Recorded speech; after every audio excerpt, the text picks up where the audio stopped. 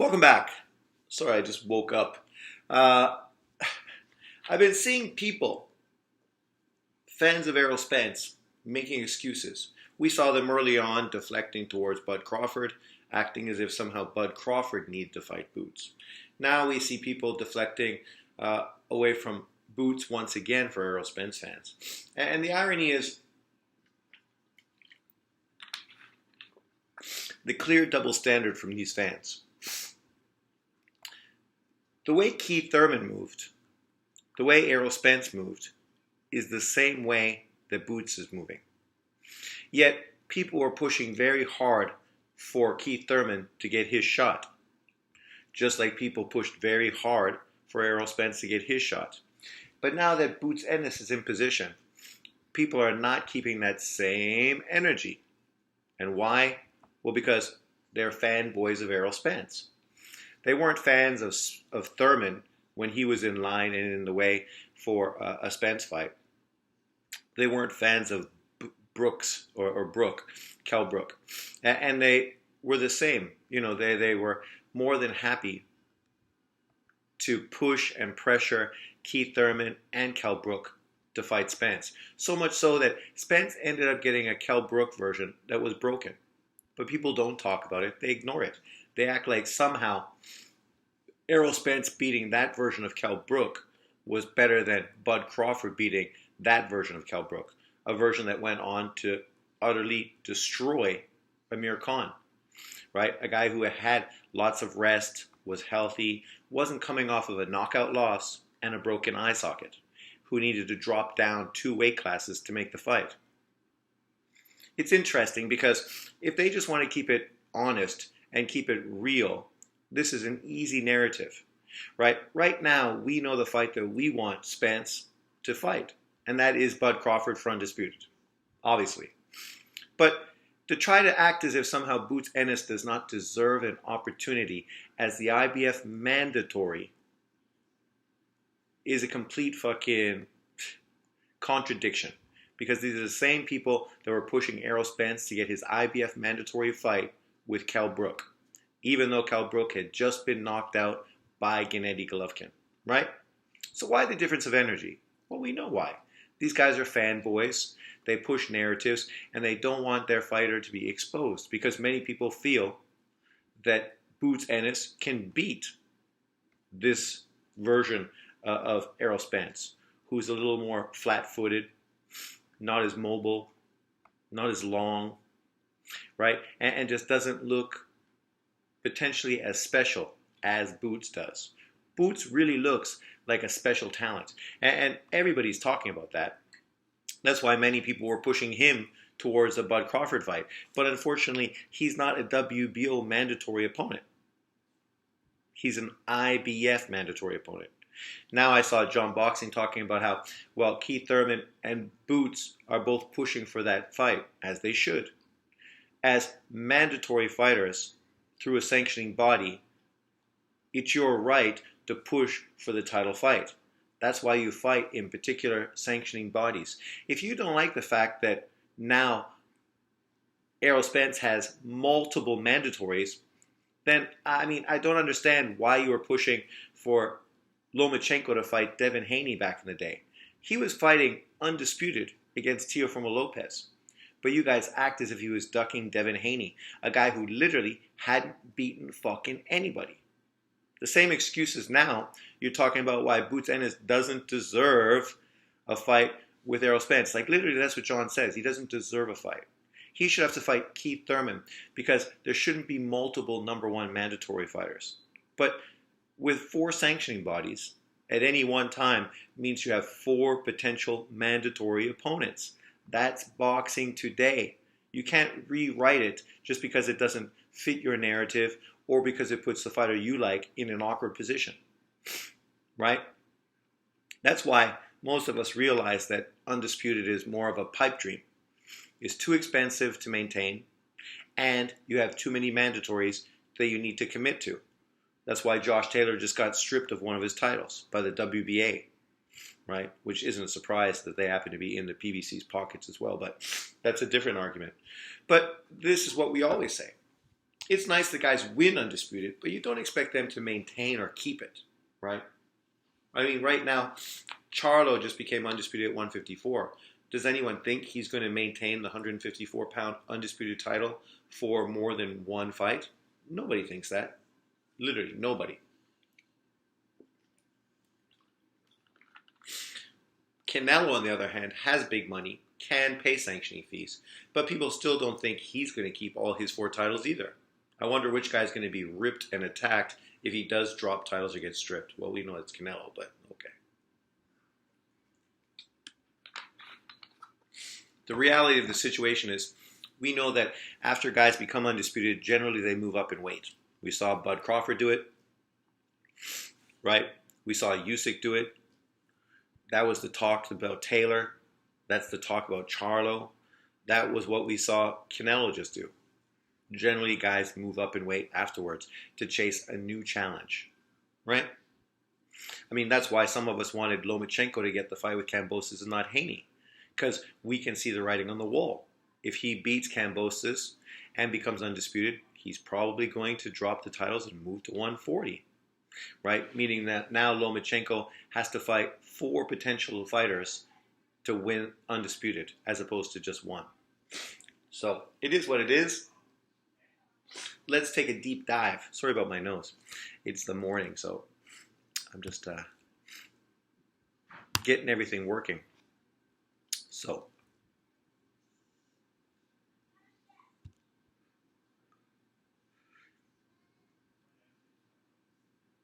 let's go to BoxRec for a second. I just want to compare exactly what Errol Spence was doing before he was allowed the opportunity to fight Kell Brook for a world title fight. And we'll compare what Boots Ennis is doing in comparison to what Spence did. And the people pushing these narratives, they just aren't being realistic. Not at all. Because these guys have been moved almost identically. Almost identically. There's not much difference between the two of them. And I will prove it right here today for you. So let's look at Errol Spence first. Most of us have a good grasp of Errol Spence's resumes, but let's go and see the 5 fights prior to fighting Kell Brook. So,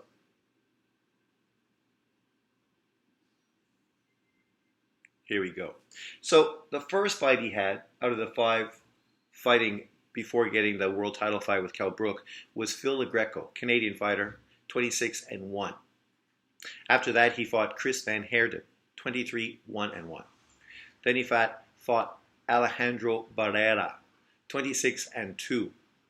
Then he fought his first world champion, Chris Algieri, 140-pound champion, who's 21-2, meaning he'd already been beaten multiple times at welterweight. Then he fought Leonard Bundu, 33-1-2. So you can see he fought 5 fighters, only one who was a former champion. If you look at their resumes, what they were doing prior to fighting Spence, just to see what level of opponents they were fighting. Phil LaGreco, let's see who we were fighting, Phil.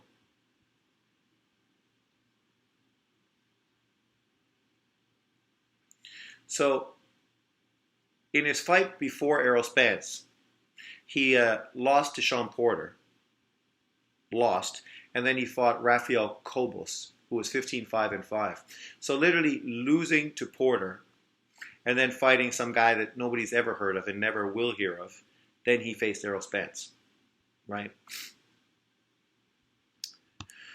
So it wasn't like he was fighting high-level opponents. Not at all.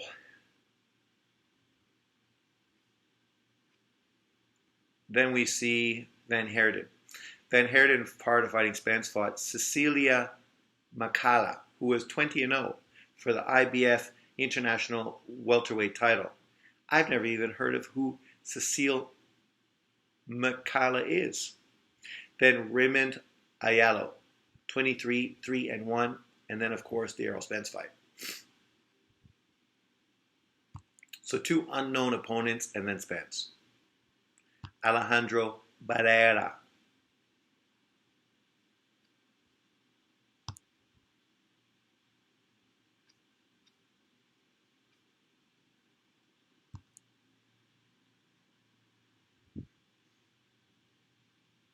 Sorry for the delay. He fought Juan Montiel, won a split decision. This is the same Montiel that Charlo fought. Let's just put that in context. Who was 16-1-1. Then he fought Jose de Jesus Marcier, who was 18-3-2. Split decision victory against him. So his two opponents against guys that weren't bad, both split decision victories, and then he faced Errol Spence. And afterwards, not bad. Fought Eddie Gomez afterwards, won by split decision, and then his last three fights basically got beaten all three of them. Algieri.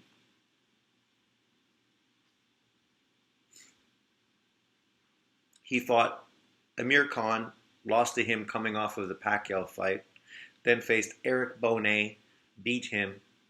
Eric Bonet, who was 16-2, and then faced Errol Spence. Bundu. I think Bundu fought Thurman, so it wasn't a bad fight. Let's see. Yes, he lost to Thurman, but that was quite a few fights. I'm only looking at two. So after Thurman, he fought Pablo Munguia, 21-7. Then he fought Juicy Kovulu, Finnish fighter, 19-2-1. And then he faced Errol Spence and basically retired afterwards. So you can see the level of fighters that Errol Spence was fighting wasn't high-level fighters. He wasn't fighting great fighters, hard, serious, 147-pound contenders. Not at all. He was fighting stay busy, experienced, not bad fighters, or world champions moving up in weight, right? Fighting outside their natural weight class. In the one champion he did fight. Now let's take a look at Boots Ennis, who I think is actually younger than Errol Spence was when he ended up getting his world title fight as well. He's only 24 years old. I think Spence was 26 when he got his world title fight. So let's look at his last 5 fights.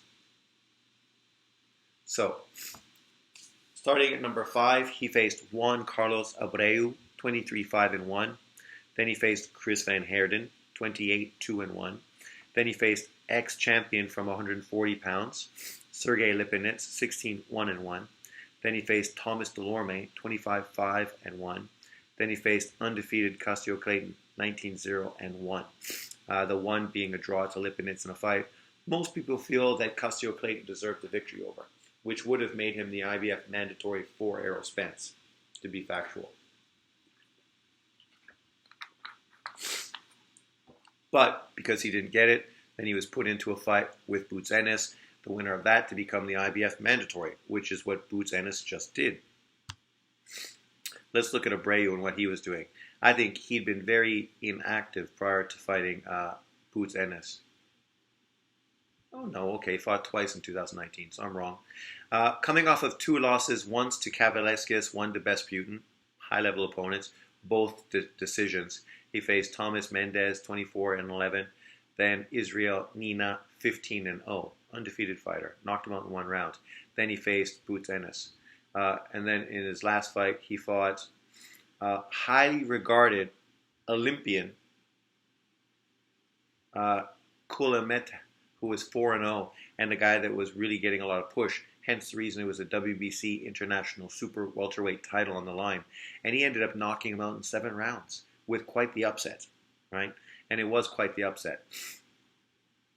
So you can see, against high-level opponents like Kavalaskis Besputin, he lost comprehensively to the better fighters, faced less than stellar opponents, wiped them out, faced a guy that was a highly regarded prospect, upset the apple cart. But still, you know, we're just talking about guys that are on a similar level to the guys Errol Spence was fighting. Van Heerden, a same guy that Errol Spence fought. That fight turned into a no contest because of a headbutt, right? Prior to fighting him, he faced Montiez, technical decision in 8. Asla Kovic, 33-2-1, beat him by unanimous decision. Then he faced Jerome Boots Ennis. In his last fight, he just faced Conor Benn, got starched by him in 2 rounds. Then Sergey Lipinets, the 140-pound world champion. The two fights before fighting, actually three. He faced Lamont Peterson, knocked him out in 10 rounds. Then faced a guy, Inson, 18-2, knocked him out in 2 rounds. Then faced undefeated Custio Clayton with the majority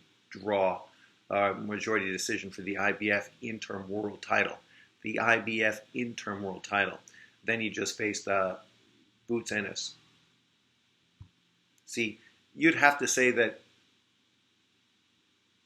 Lipinets is a better opponent than anybody, literally anybody, that Spence had fought.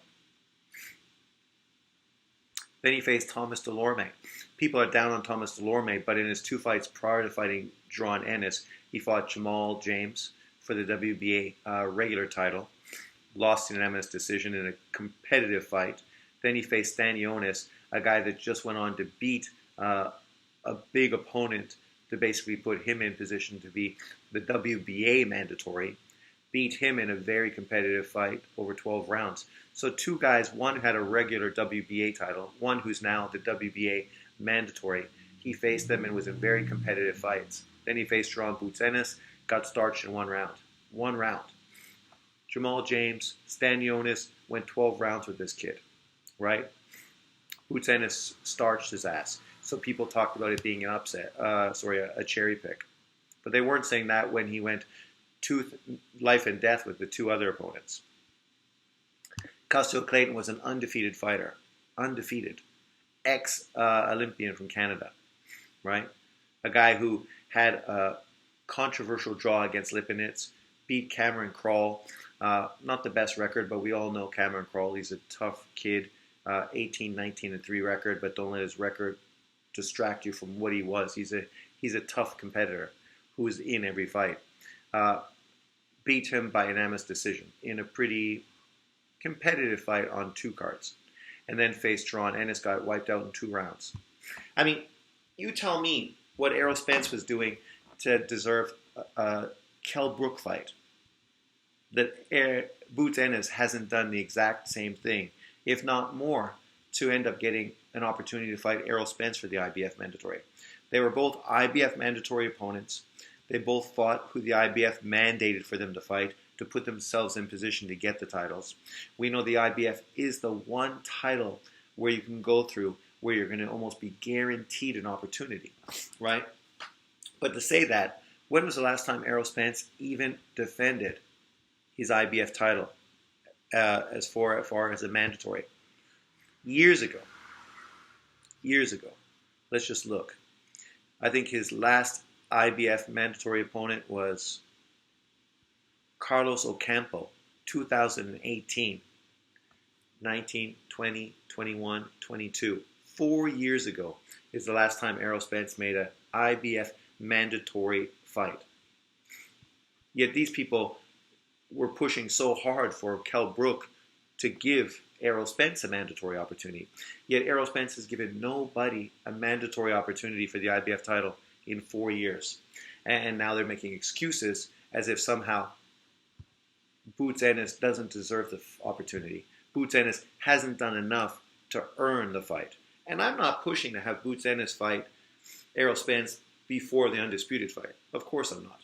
Everybody knows that I and most boxing fans want Bud Crawford versus Errol Spence. But what I would like to see is the winner be guaranteed to fight